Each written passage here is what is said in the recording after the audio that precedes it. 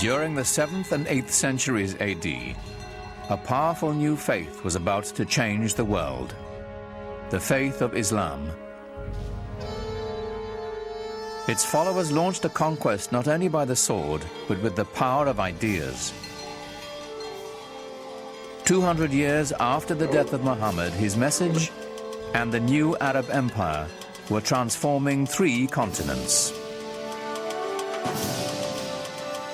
Now comes a new empire, a political new configuration, driven by a religious, newly defined civilization. This new civilization expanding beyond its own dreams within a period of very short time. Literally, the largest empire civilization had ever known.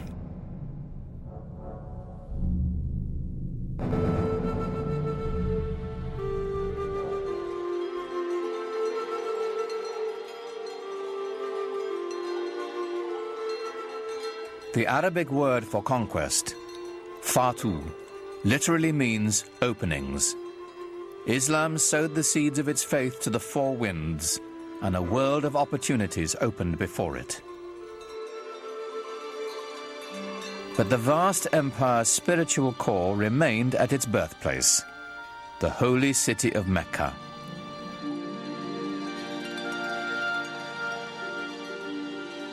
From every corner of the Muslim world, the faithful embarked on the traditional journey to Mecca, a sacred pilgrimage known as the Hajj. The pilgrimage became a central devotional and ritual feature in Islamic life. In fact, since the life of Muhammad himself, the pilgrimage has symbolized, probably more than any other Islamic ritual activity, unity among all people and equality.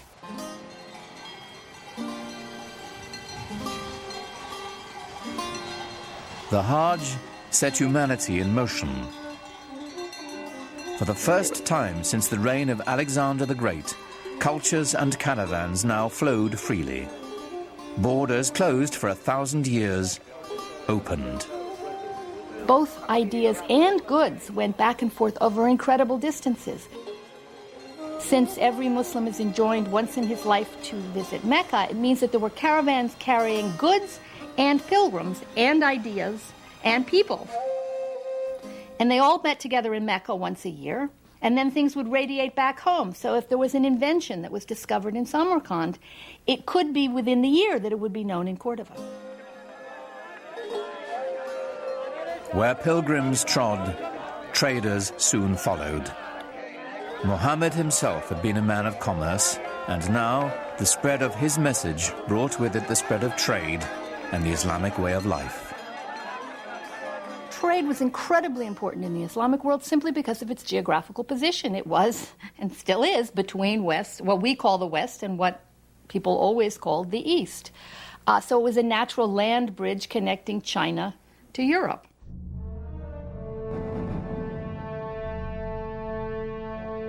In only 2 centuries, Islam had extended its reach from Spain all the way to the edge of India.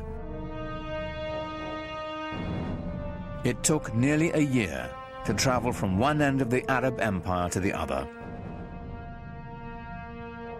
At its heart was a fabled city of wealth. It was called Baghdad.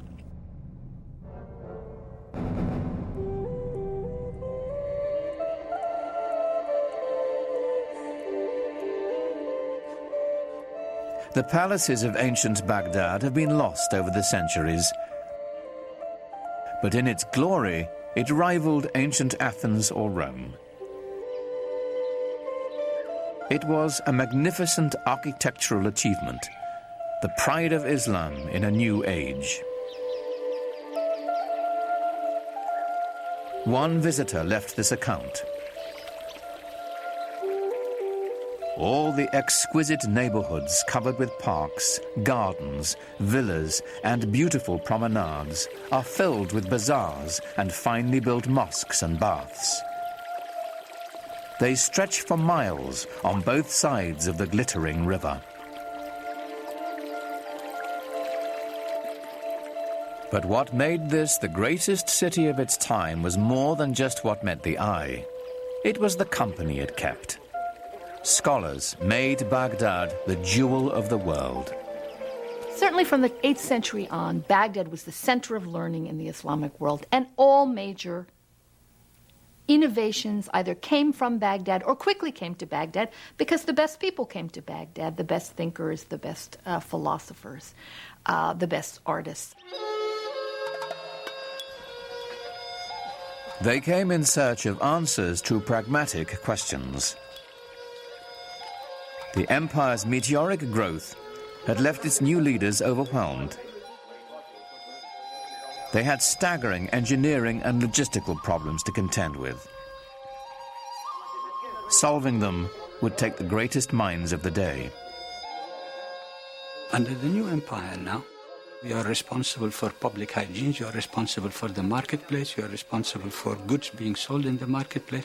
All of those require some basic elementary sciences. This new civilization, having a need for science, really stems from the need to run that empire. The best minds rose to the call. The finest were welcomed at a center of scholarship, Baghdad's renowned House of Wisdom. It was a magnet for scholars and intellectuals who came and worked in the academies. There were public libraries associated with the palace, and scholars came from all over the empire. And there were scholars from Iran, there were scholars from Byzantium who came. Some were Christians, some were Muslims, some were Jews. And all of these different sort of threads of human knowledge came together in the city of Baghdad. So the net effect of this is that you've got human individuals from radically different cultural traditions being thrown into the same crucible.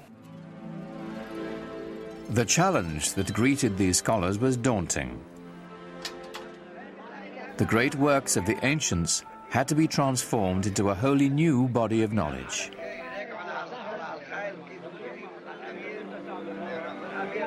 Competition for jobs developed within a new intellectual elite. And from there on, every single scientist is competing for that job. They were competing among themselves almost just in the same way that modern bureaucrats and modern academicians will fight among themselves. Scholars were dispatched across the empire to locate as many ancient texts as possible. The first international scientific venture in history.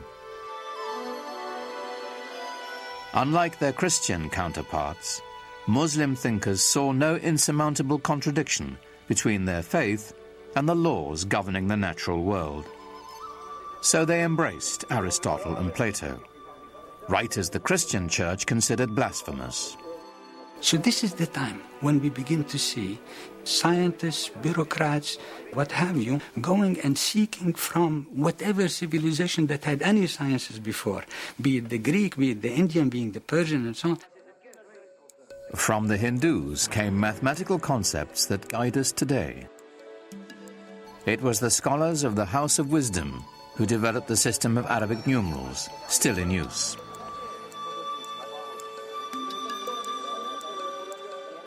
It is they who translated and transformed the writings of the Greeks and made a gift of them to the modern Western world.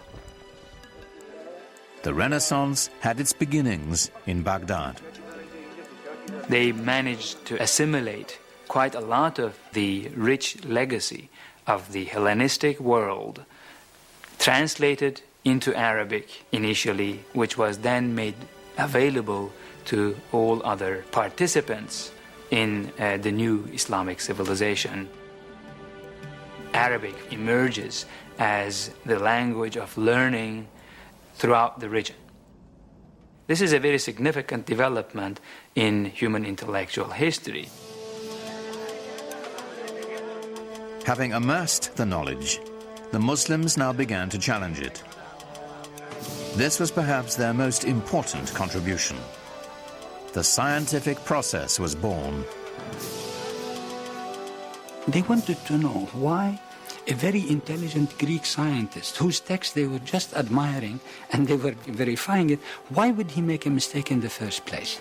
So they began to dig, was it because he didn't have the right instruments, or is it because he didn't have the right methodology to use the instruments for the verifications of observation? It is this spirit. You see, the spirit of questioning, the spirit of saying that we have to build science constantly on a systematic, consistent basis where we make a physical proposition of how the universe ought to be run, and the mathematical representation of that physical universe ought to match. Now you begin to have what I call the birth of the new Islamic science. Algebra and trigonometry, engineering and astronomy, countless disciplines integral to our lives today, trace their roots to Islamic scientists. More surprising, perhaps, were their innovations in medicine.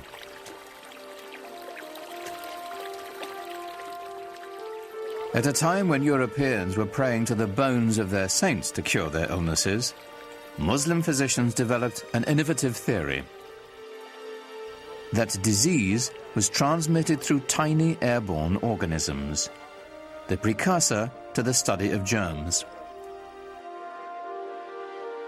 They determined that sick patients should be quarantined and then treated. This is the basis of the institution most fundamental to medicine today, the hospital. Funded mainly through religious endowments, Muslim hospitals had separate wards for patients suffering from different kinds of disease. Even mental illness was treated. Their studies of anatomy were so sophisticated that they remained in use by Muslim and European physicians for 600 years.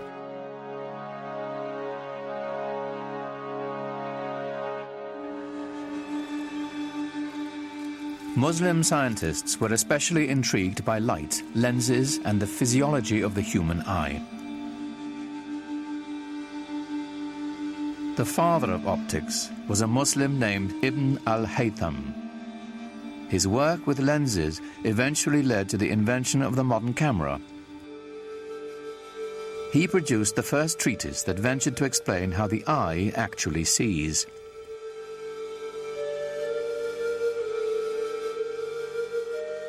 A 1,000 years before the West dared to take up the practice, Muslim doctors were removing cataracts surgically, clearing them from the eye with a hollow needle.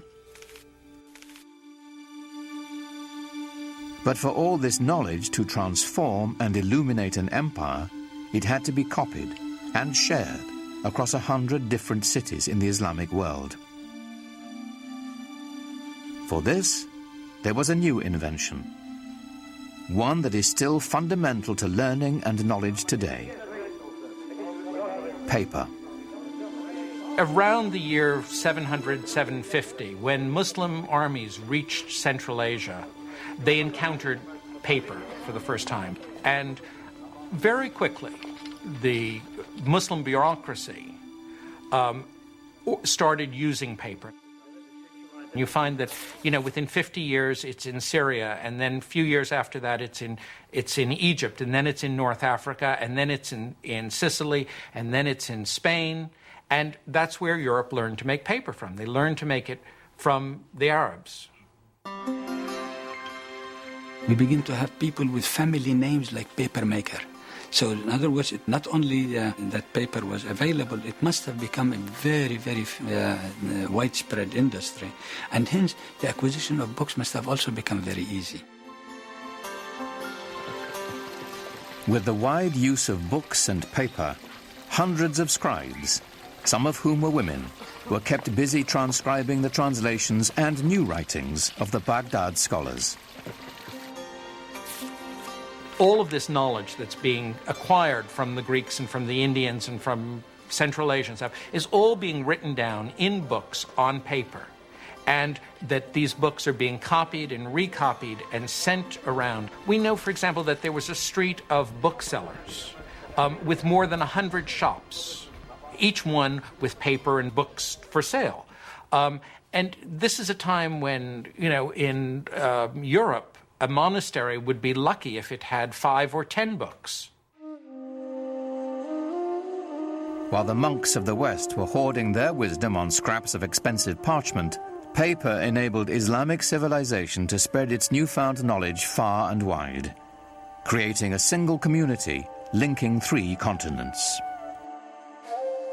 So the chief distinction, therefore, of Islamic civilization, in addition to the fact that it made new leaps of originality, new transformations in traditions of learning and everything else possible, is the fact that it enabled human beings to consider the possibility of thinking about the globe as a single unit, humanity.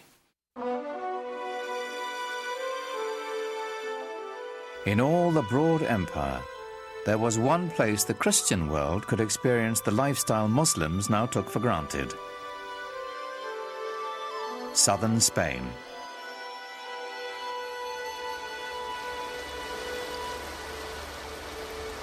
Here, on the European continent itself, Islamic culture would begin to have an effect on the European civilization around it. 1,000 years ago, the Spanish city of Cordoba was a center of learning and culture that rivaled Baghdad. Today, Cordoba's narrow lanes hearken to its medieval past. During the Dark Ages, this was the most prosperous and sophisticated metropolis on the continent. It had streetlights and paved roads, libraries, hospitals and palaces. This was a city of light, a Muslim city. The city of Cordoba in the 9th and 10th centuries was one of the biggest and most exciting in Europe. We have descriptions of it by people coming and saying, all these flowers everywhere, this open streets, this wonderful light coming down. Northern cities were dark. Cordoba had running water. People lived in big houses. In contrast, in Paris, people lived in shacks by the side of the river.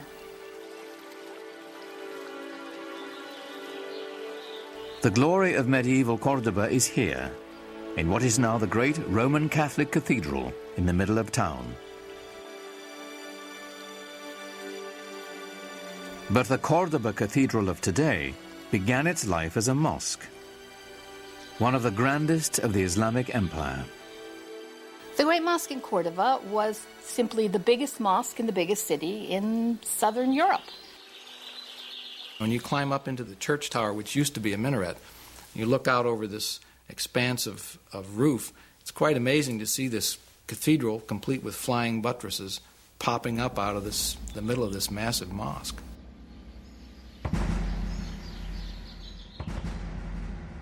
Many people came to visit it to view the wonders of the mosque, which had rib vaulting, the kind of vaulting which is like this, and which 100 years later, by a mere coincidence you might think, but not at all a coincidence, appears in the Gothic cathedrals of Northern Europe, in Lincoln Cathedral, in Chartres Cathedral in France.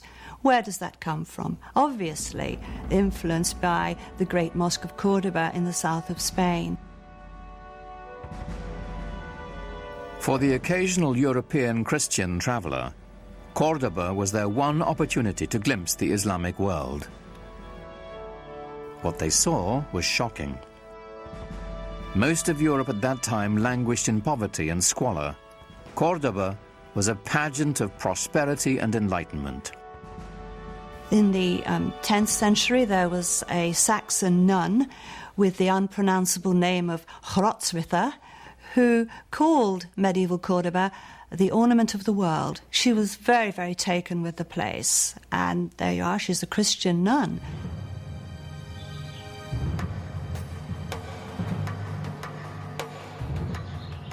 As Europeans made their way from the cold stone of their northern castles into the glorious Muslim cities of southern Spain, they couldn't help but be impressed. In the green hills above Granada was a palace of startling elegance. a shining example of the richness and sophistication Islam brought to medieval Europe. It is called the Alhambra.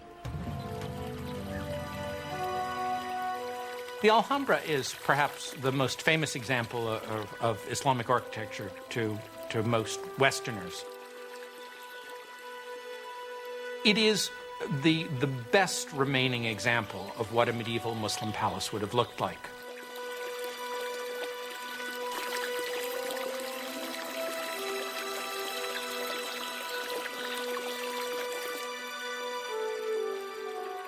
Echoed in the finely carved geometric plasterwork and marble pillars is a vanished lifestyle of extraordinary luxury.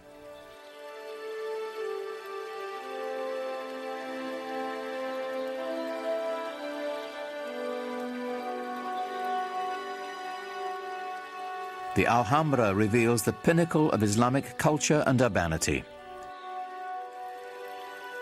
The beauty of the Alhambra is not so much in the individual details. No, it's more the combination of everything. That is, this wonderful sort of orchestrated interplay of different textures and surfaces, of light and space and water playing inside and outside of buildings.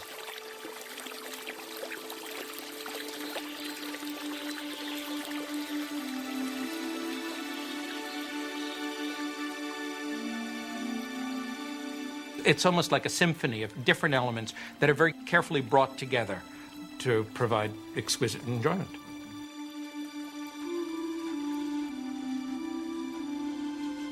Here, the Muslim elite relished the good life. Reposing on lush carpets, surrounded by perfume and music, the privileged few debated the nature of God, the subtleties of Greek philosophy, or the most recent mathematical revelations from India, while they dined on spiced delicacies served on Chinese porcelains. They strolled the grounds through gardens irrigated by complex gravity-fed water systems.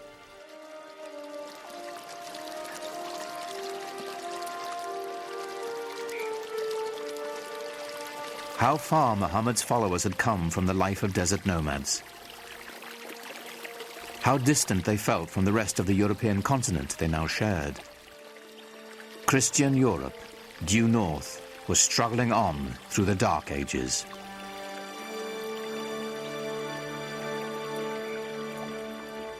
But at the dawn of the 11th century, a tragedy in Jerusalem would put Muslims and European Christians on a collision course.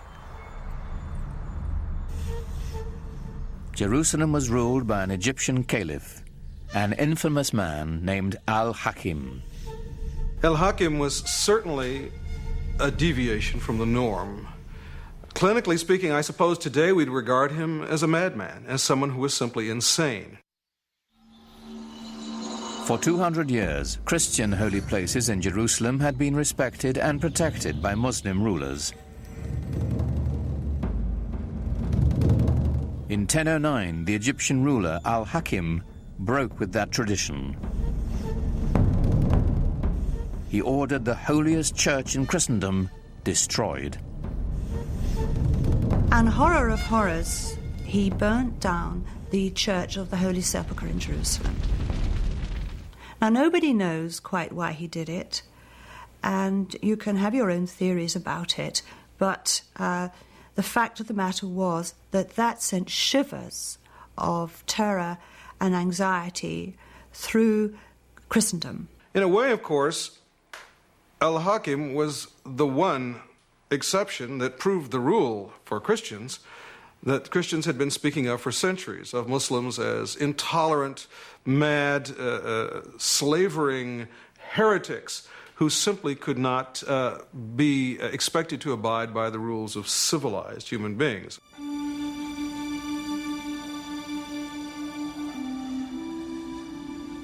The fact that Al-Hakim's successor rebuilt the Church of the Holy Sepulchre, it was done by 1048 with Byzantine help, didn't cut any ice. There was this perception now that things were not going well in the Holy Land.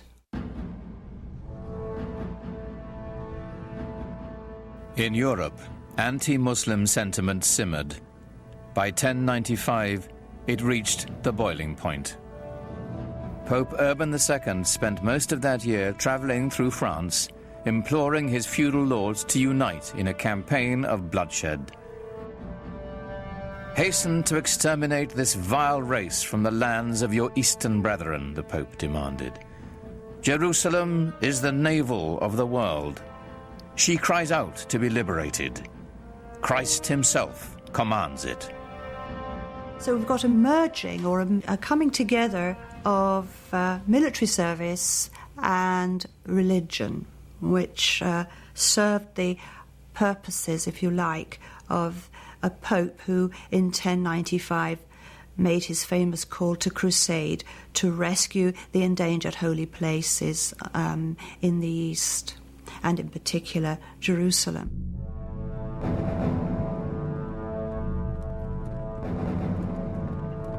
In 1097, Muslim shepherds in Syria caught their first glimpse of a sight that would soon strike terror throughout the Holy Land. When the Crusaders struck, by sheer chance, the Arab Empire was at its most vulnerable, broken into feuding kingdoms and petty dynasties. They couldn't have chosen a better moment, because the Muslim world was in a very fragmented state.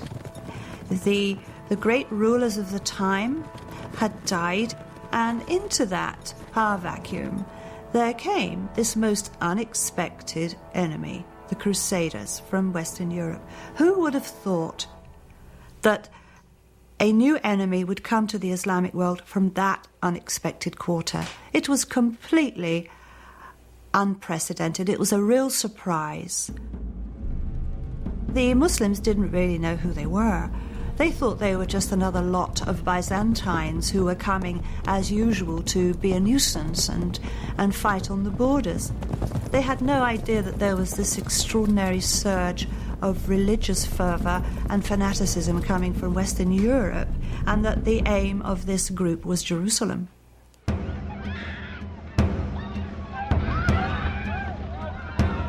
History is haunted by days of incomprehensible horror. Few are darker than July 15th, 1099, when the Crusaders entered Jerusalem.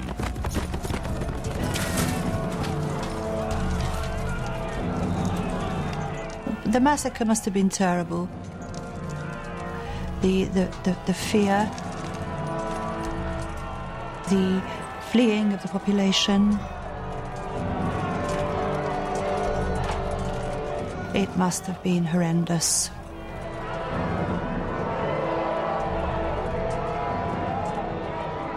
From a letter to the Pope from the Crusaders. If you want to know what was done to the enemies we found in the city, know this. Our men rode in the blood of the Saracens up to the knees of their horses. They saw the holy city and they were in a state of exultation. And perhaps that's why, when they flooded through the gates of the city, that they were fired up with fanaticism and zeal, and that's why there was this terrible massacre in the name of Christendom. It was a blot on the name of Christendom in the Muslim view, and justifiably so. Even Christians weren't spared. At the Church of the Holy Sepulchre, dozens of worshippers from Eastern sects were massacred. To the Crusaders, they were nothing more than foreigners. The Christian chronicles record the carnage. The Saracens, who were still alive, dragged the dead ones out and made huge piles of them.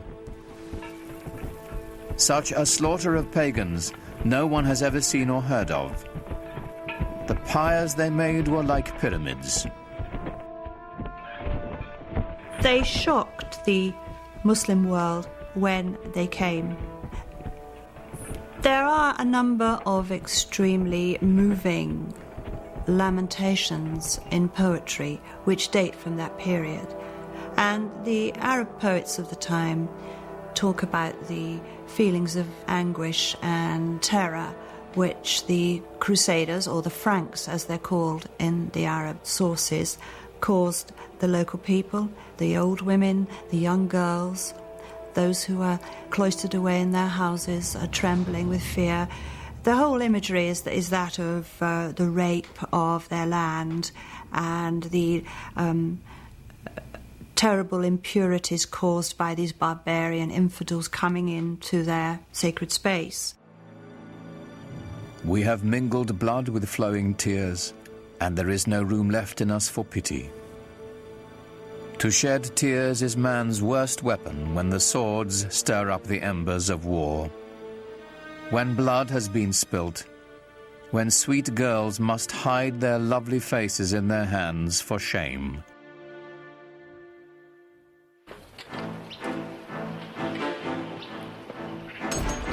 The First Crusade was over.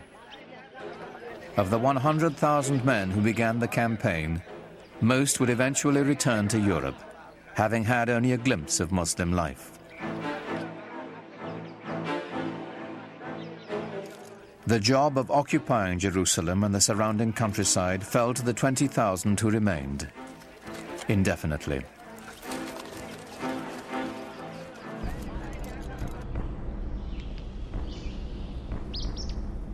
To secure their occupation, the intruders did here what they had done in Europe. They built castles. The Crusaders built the finest castles that the Near East has ever seen, and the proof of that is that they're still there. When everything else may have faded away, the Crusader castles remain a living testimony to their presence. And Crac des Chevaliers in Syria is the Crusader castle over them all. It's very, very big, it's strong, it's impenetrable. It's a living example of the way that a number of the Crusader castles couldn't be taken by siege. You can see for miles and miles from it and see the other castles that would have been, in visual distance for communication by fire and smoke signals. It's got, all the accoutrements of a good medieval castle with battlements and turrets and places for pouring boiling oil and other liquids down onto the enemy. But inside that castle, what was life really like? It wasn't merriment and festivity. It was constant fear. You had to be on the lookout in case someone was trying to mine the castle or to climb over the walls with scaling ladders. The people outside, the population, the local peasantry, they were not friendly, so you had to watch their movements all the time. It was a terrifying place. The Crusaders made treaties and broke them. They harassed the traders who passed by their castles. As they raided caravans, the Crusaders learned of a luxurious lifestyle unheard of in Europe.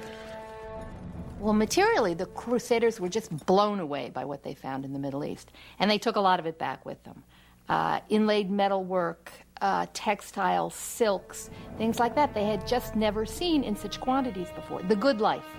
These things they brought back to Europe, some as souvenirs, and in fact there was a whole industry that developed in the Middle East of providing souvenirs for the Crusaders to take back.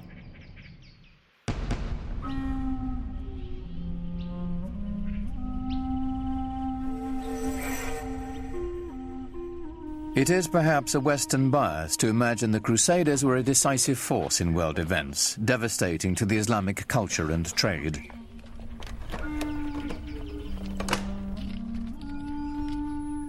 The truth is, while the knights of the Crusades were bunkering down in their castles, Islam was spreading its influence and flourishing. Muhammad's message rang out as clear and strong as it ever had. Allahu Akbar! Allahu Akbar. Ashhadu an la. Mosques were now on every horizon. They welcomed traders. They housed schools and hospitals. Through Islamic architecture, literature and music, a vibrant culture was emerging in celebration of a singular faith. أعوذ بالله من الشيطان الرجيم بسم الله الرحمن الرحيم إنا أنزلناه في ليلة القدر وما أدراك ما ليلة القدر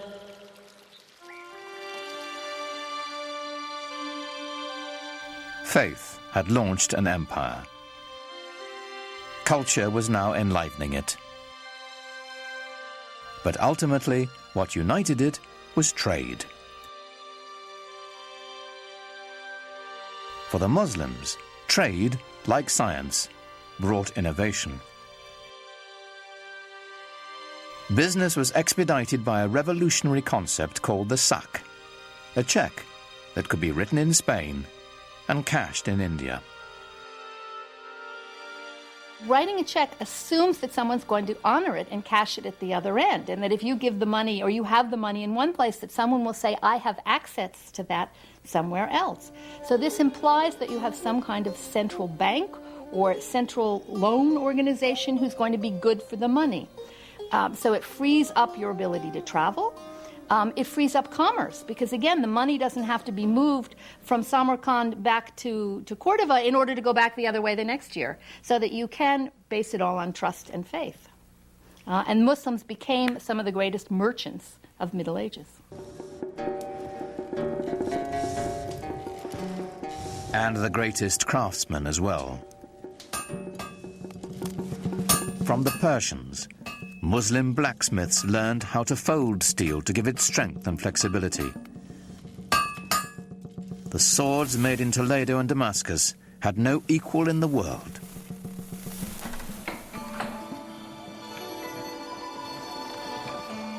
But the economic backbone of Islam's expanding wealth was textiles. The demand for the products of Muslim looms was enormous, for cashmere, cotton and silk. Textiles were simply the gas and steel industry of medieval times, because you have to think of textiles not only as growing the plants, but making all the dyes, and it was the dyes that were particularly expensive and imported the farthest. And then you need all the fixtures and mordants and equipment for looms, and then you need to transport these textiles. So collectively, the industry of making and transporting textiles was the mainstay of the economy.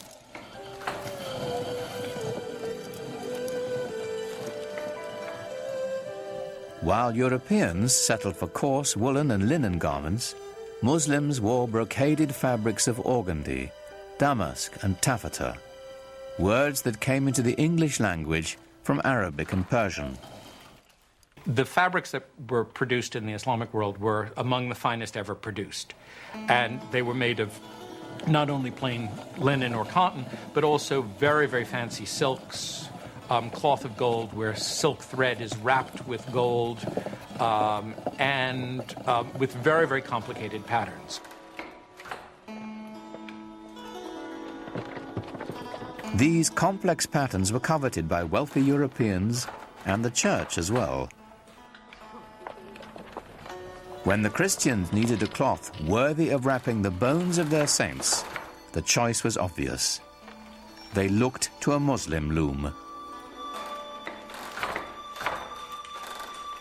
But sometimes the fabrics were trimmed with decorative Arabic text from the Holy Quran. And so the words of the Prophet sometimes appeared in shocking proximity to Christendom's holiest icons.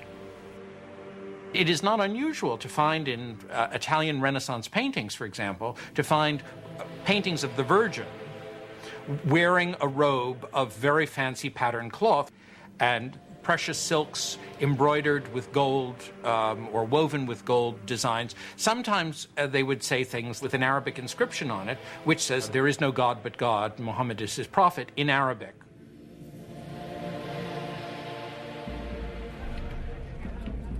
After almost 100 years of broken treaties and sporadic fighting, the Muslims reached a turning point in their struggles against the Crusaders.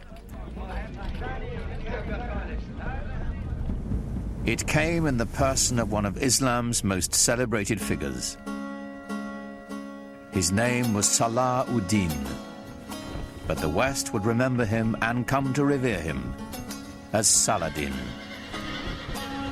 There is certainly one thing that we must recognize about Saladin, and that is that he was successful where many others of his faith and of his part of the world had not been. That he possessed one unusual feature, in addition to his intelligence and his robust physical strength. He certainly seems to have been a great inspirer of his military followers. In 1187, Saladin amassed an army of 12,000 mounted warriors and lured the Crusaders out of Jerusalem onto a plain between two hills called the Horns of Hattin.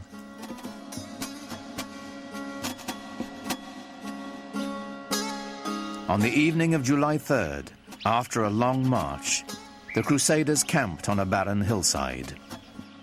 There was nothing but a waterless terrain. And we're talking about July, we're talking about the Middle East, we're talking about incredible heat and no water.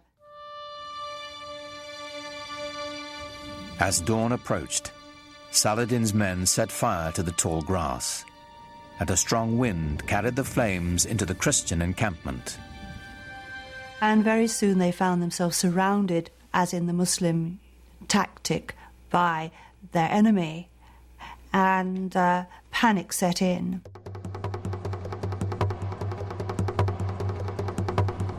The flames bore down on them, and the heat became intense, Saladin's secretary wrote.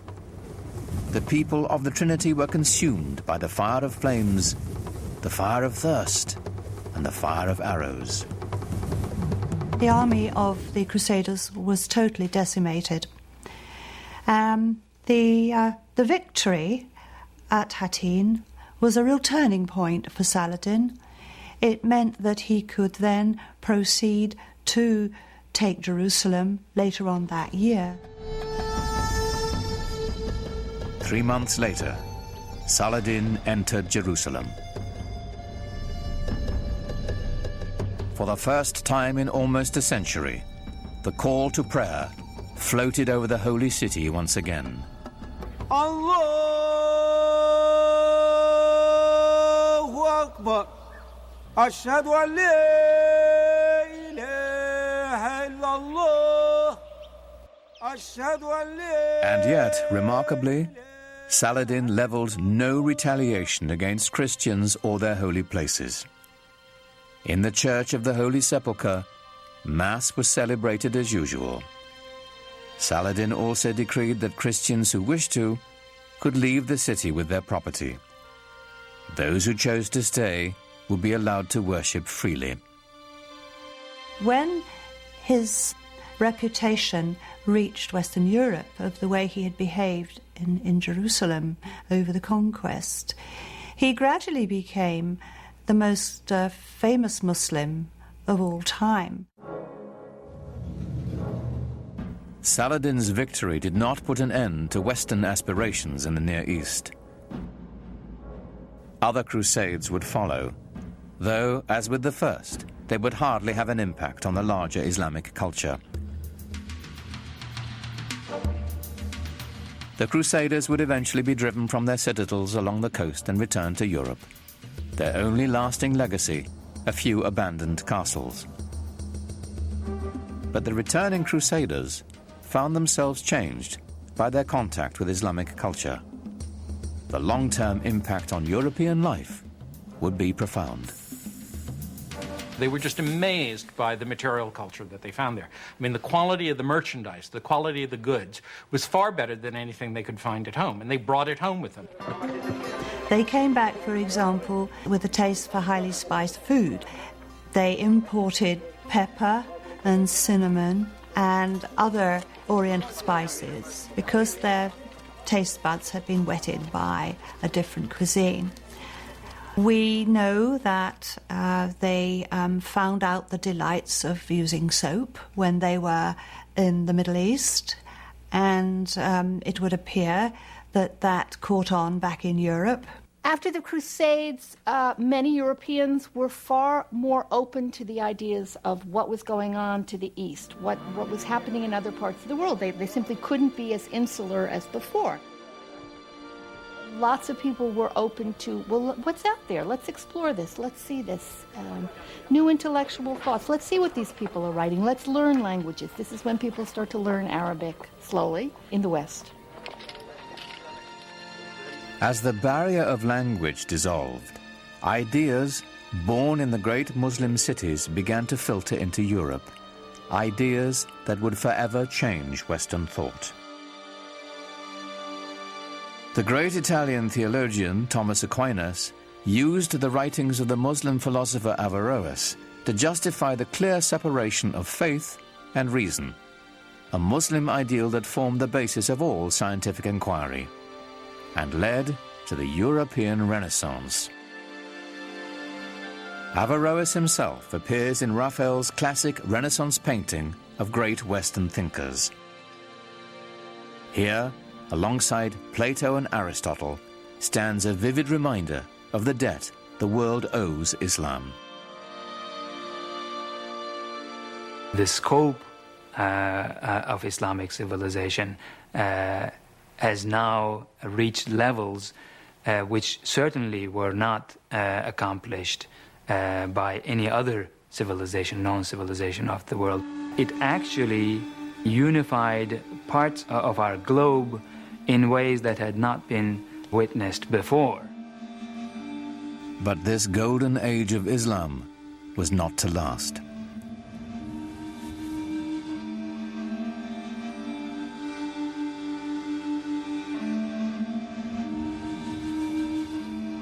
After shrugging off the Crusades and bringing the precious gift of knowledge to Europe, the great cities of the Islamic Empire would be brought to ruin by a force more terrible than anything the Europeans could muster. Their libraries destroyed, the wealth plundered, the empty cities stood mute in the aftermath of a devastation that descended upon them not from the west, but from the east. It's known as the Mongol catastrophe.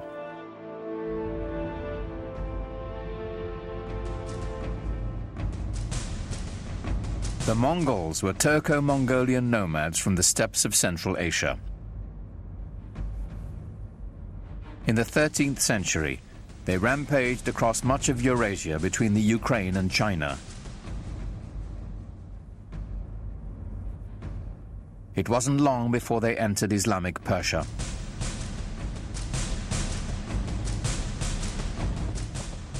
To the cultured, urban Muslims, these guys were a bunch of savages.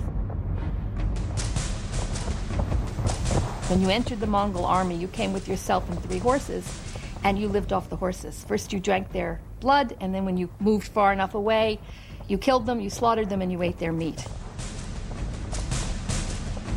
And that's why they could go so far and survive so long.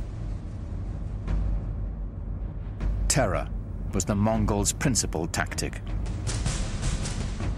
One of the local Iranian leaders foolishly decides to kill off the emissary that the Mongols have sent. And in doing that, he evokes the anger of the Mongols, who want to use him as an example. And they use this retaliatory technique often of killing off entire towns, wiping them out as examples. And so they build these fantastic towers of skulls where they pile up all the dead bodies as an example, and then all the other towns around immediately give way.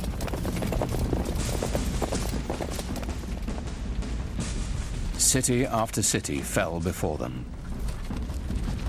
It was only a matter of time before they reached the center of Islamic power.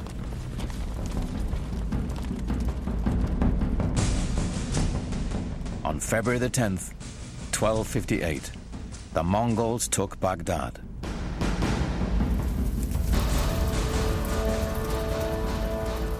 According to the Arab chroniclers, the Mongols put Baghdad to the torch and killed 10,000 inhabitants. Mosques and libraries, the collected knowledge of centuries, were all set ablaze.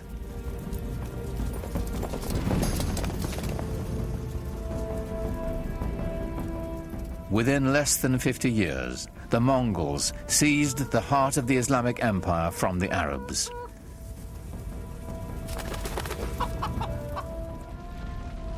Islamic civilization seemed poised for destruction, lost to posterity. But then something remarkable happened. While the consensus of opinion is that Mongols were a devastating force, I personally feel that they also had a very positive effect on Western Asia and the world of Islam. They opened the world tremendously. Allahu Akbar, Allahu Akbar. And historically, the most significant thing about the Mongols for us would be that they became Muslims, most of them, in the end. Converted to Islam and then became, after being these tremendously destructive forces, some of the greatest patrons of the arts and letters in all of Islamic history.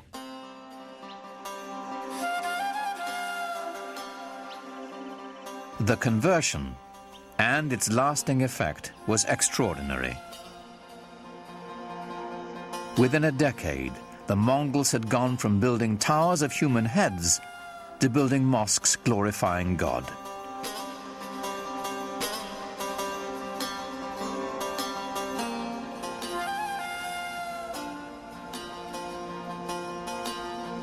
It is not surprising to me that the land conquered the conquerors. The Mongols themselves became Muslims or Islamic leaders par excellence. The Mongols transformed Islam. Now Islamic power could be held by anyone, not just the Arabs who had created it. The Mongols threw open the door for the great gunpowder empire to follow.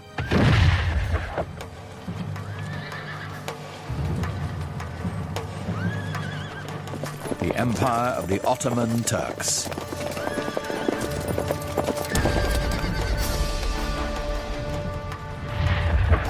Islam was now set on a new course of expansion to both the East and the West, marching to the beat of Turkish drums.